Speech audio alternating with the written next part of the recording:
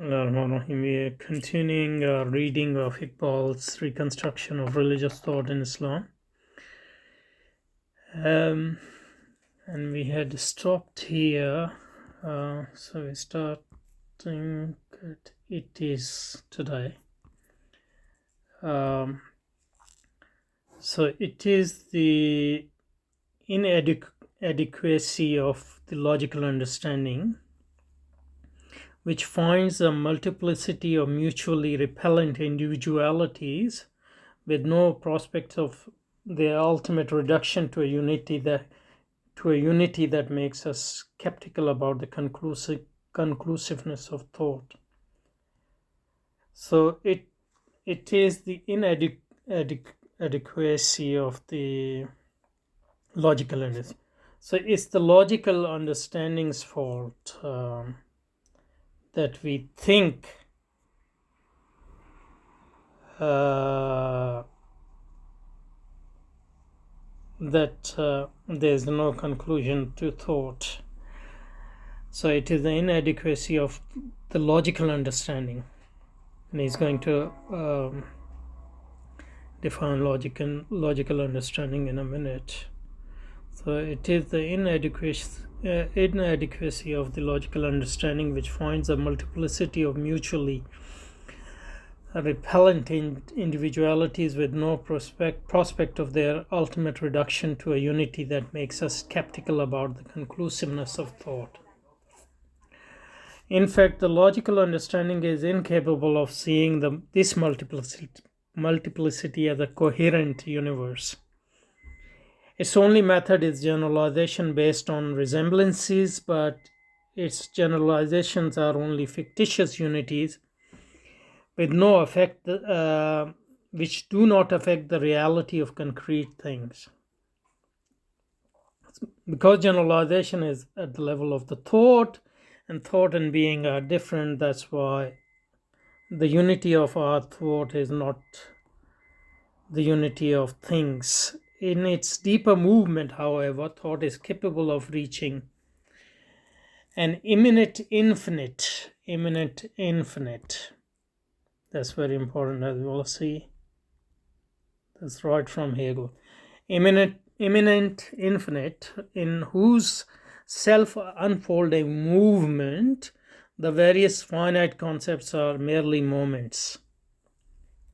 So finite and infinite. So finite is not opposed to infinite in this conception. In its deeper movement, our thought is capable of reaching an imminent infinite in whose self-unfolding movement the various finite concepts. So finite here. Various finite concepts are merely moments. So this infinite is not opposed to finite. They coexist in that sense. They are related to each other. They are part of one being. In its essential nature, then thought is not static. Again, Hegel. It is dynamic and unfolds its internal infinitude. So thought is infinite, actually. Internal infinitude in time, like the seed which from the very beginning carries within itself the organic unity of the tree as a present fact. Thought is therefore the whole in its dynamic self-expression, appearing to the temporal vision as a series of definite specification which cannot be understood except by reciprocal references. Their meaning lies not in their self-identity, but in the larger whole of which they are specific aspects. So we should stop here and try to understand this. And behind this is lurking the division between bad and genuine infinity, which we briefly considered last time. So bad infinity is the infinity which is opposed to infinity, but bad infinity is the infinity which is opposed to finite. But the genuine infinity is not opposed to finite. Genuine infinity, finite is actually part and parcel of genuine infinity, and genuine infinity expresses itself. So these finite things, finite thoughts, they are moments in the life of a genuine or the genuine infinity. But we should start with the concept itself, genuine and bad infinity. As we saw last time, in Hegel we have two types of infinities. One he called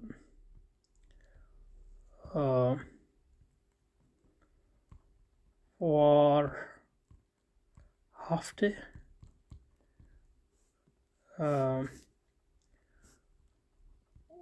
unendlich or unendlichkeit. So that's the German word for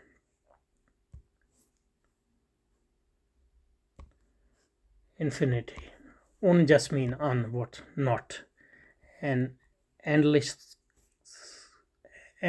mean what, and kite is just so endlichkeit mean what ends, so ending.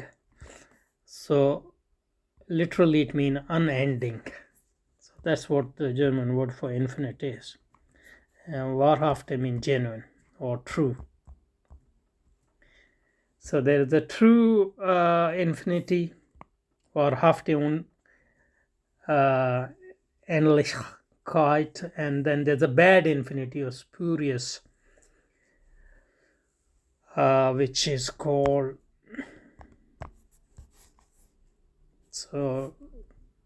schlechte. Schlechte in German mean bad. So schlechte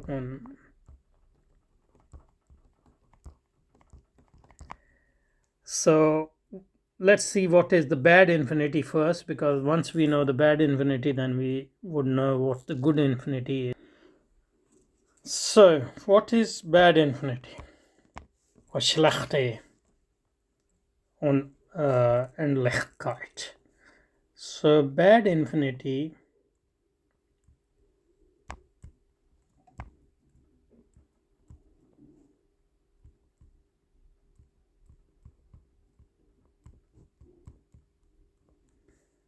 or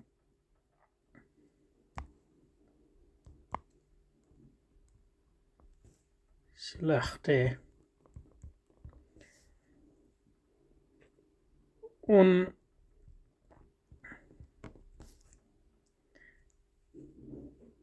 unendlichkeit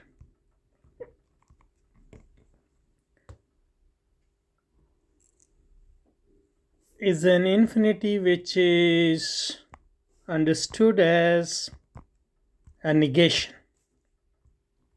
So we don't have a positive conception of this infinity. We say that we have a positive conception of something when we define it in its own term. But we say that we have a negative conception of thing, or it is a negation when we simply define a thing as being not something else. So first thing about this type of infinity is that it is a negation. And it is a negation of what? Negation of what? It's a negation of infinite. So, negation of finite. So, Infinity in this sense is whatever is not finite. Not finite. And by finite we mean something limited. So infinity is something which is unlimited, and infinite by finite we define as something which ends. So we define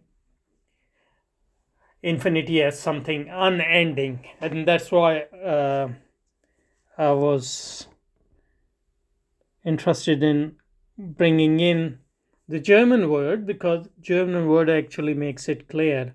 Unendlichkeit. So infinity is what doesn't end, or infinity is unending.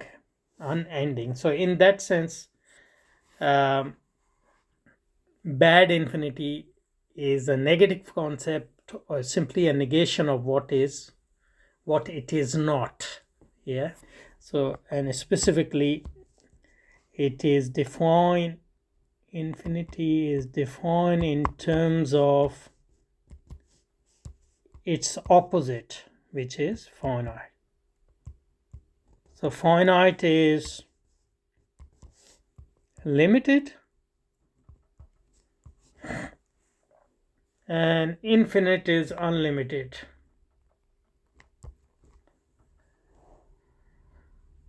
Infinite is unlimited and finite is ending. So infinite is unending, unlimited. So infinity in fact is being defined in terms of what is finite. So we haven't seen infinity, we haven't have any positive conception of infinity. We have seen finite. You and I are finite. Everything around us is finite because it is limited, because everything ends in a sense. Except a few things. For example, numbers never end, so we think that numbers are infinite. But our conception of infinity, this is the bad conception of infinity, is fashioned after what it is not. So infinity is simply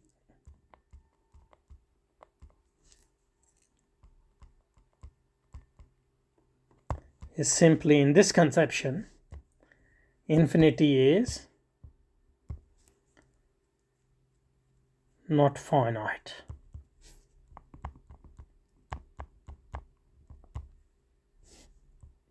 or unlimited, or unending. And Hegel says that this infinity is basically false. He thinks that this infinity is false, even the falsehood is generally considered to be a property of propositions, not the proposition of not the a property of concepts of or things, but Hegel says that it is false. And why it is false?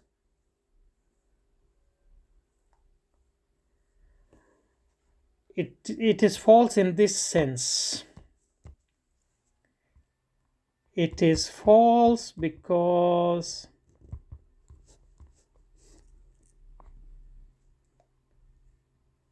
if we conceive finite, if we conceive infinite as something simply as not finite, as something which stand in opposition to finite, so this infinite is basically simply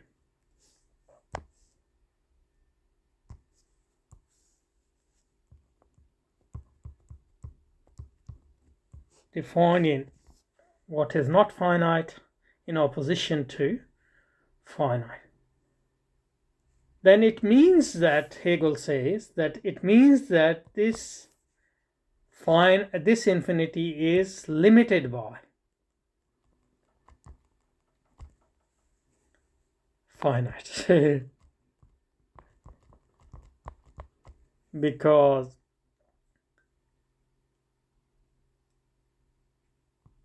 it is limited by finite because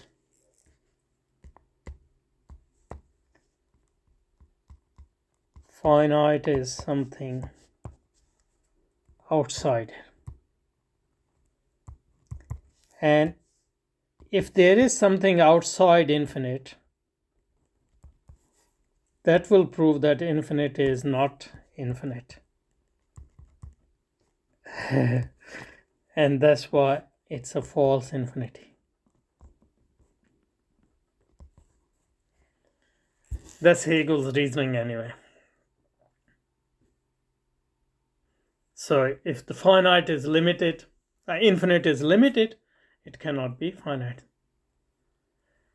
From this, Hegel drives a very crucial conclusion from this logic which we have just defined.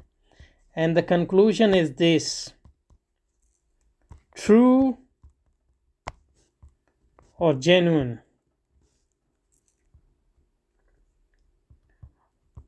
infinity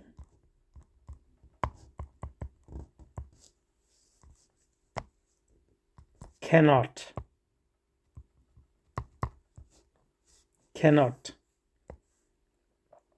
stand in opposition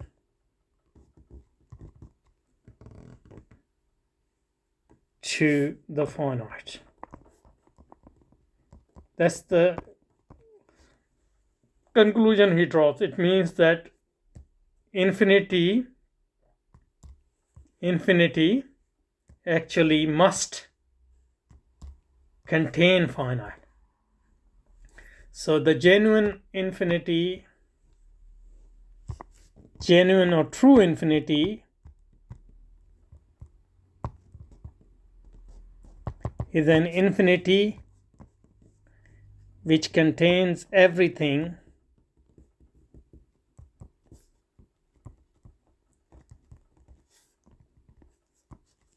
and this everything is what we call finite.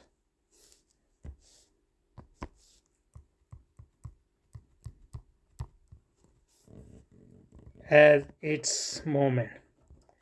So finite is not something opposed to infinite in this conception, but finite is part and parcel of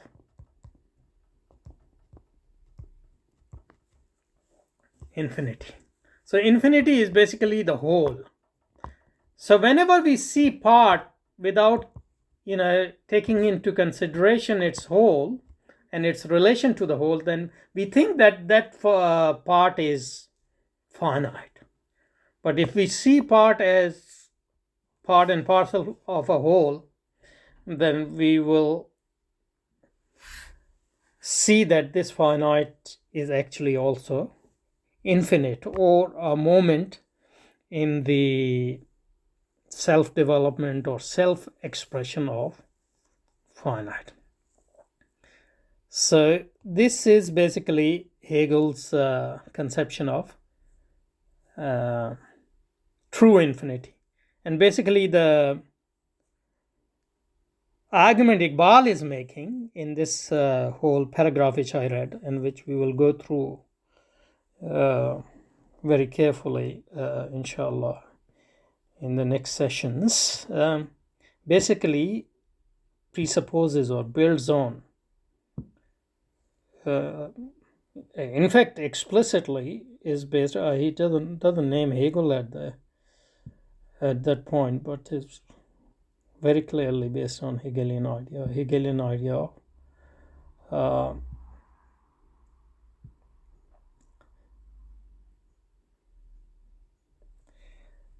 a Hegelian idea of true infinity. And so what he is rejecting is bad infinity. Or so what he is saying is, we think that thought is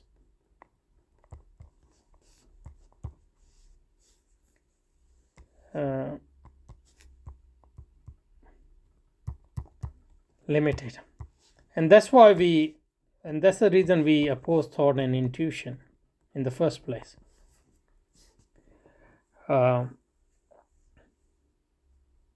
But thought is not limited, it is infinite. That means intuition is part and parcel of thought. So when we consider intuition as separate from thought, we are considering thought and intuition both as in abstraction form is whole, of which both are the part. And there's no problem with doing that as long as we remember that this is an abstraction. This is an abstraction. What happened? This is an abstraction. So that's what Iqbal is saying basically in the paragraph he read. So the whole relationship between opposition between the finite, infinite, and finite has been rejected. And what Iqbal and Hegel see is a new relationship between infinite and finite. So it sees finite as the internal moment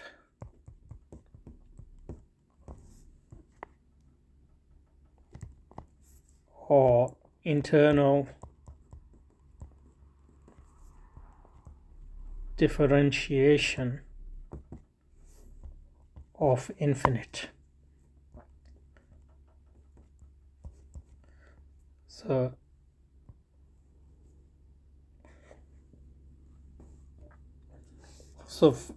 infinite is not opposed to finite, but finite is part and parcel of, or the moment of, or internal differentiation of the infinite.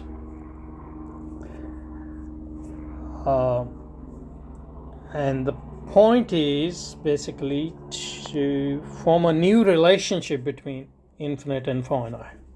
And that relationship is, we reject one type of relationship which see infinite and finite as external to each other.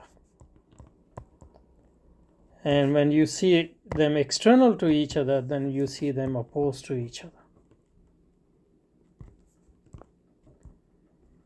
So this relation is external, but Hegel and Iqbal both reject these relationships, and what they say is that we should define them internally.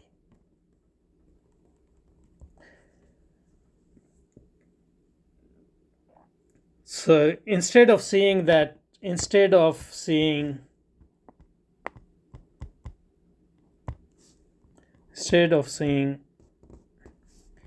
finite and infinite as externally related,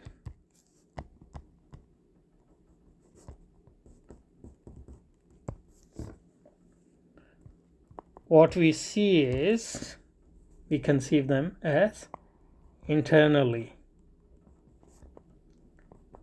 related. In other words, there's a whole.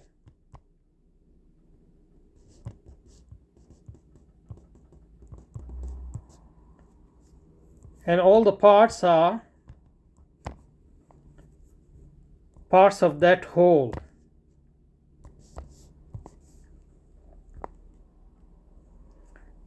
And so they are internally related to that whole.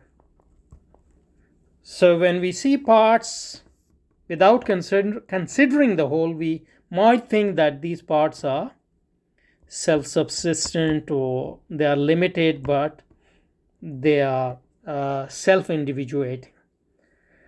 But if we know that they are parts of a whole, then we will realize that they are internally related to that whole, and there's nothing outside that whole. So when we consider that whole as a whole, then that is infinite. But when we consider parts of that whole in separation, which is an abstraction, then we think that those parts are opposed to the whole. But if we realize that those parts are parts of a whole, then we will realize that they are internally related to that whole. In this vein, what Hegel and Iqbal are saying is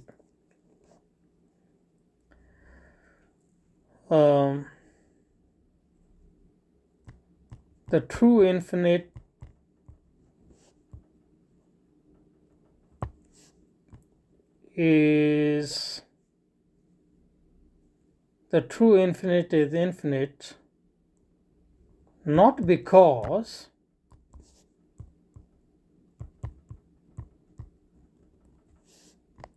it is never ending, not because that's a bad infinity, and because it goes on and on.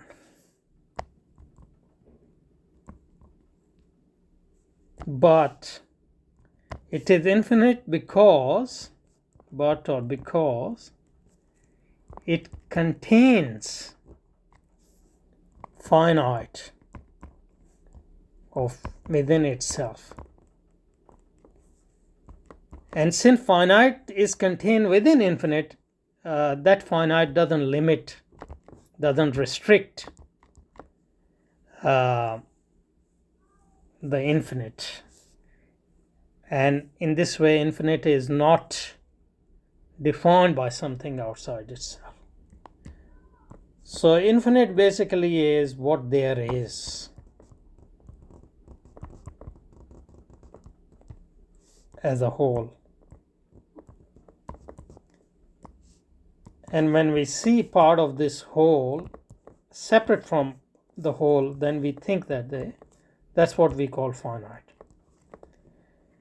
And this finite becomes bad finite only when we forget that this is an abstraction, useful abstraction. But this useful abstraction becomes a falsehood when we forget that every part is part of a whole. So both Hegel's and Iqbal's conception of the universe is as an organic whole. So basically the whole universe is like a body, and there's only one body, and everything else is part and parcel of that body. And this conception is basically very close to Spinoza's, who was a heretic Jewish follower of Descartes. And the only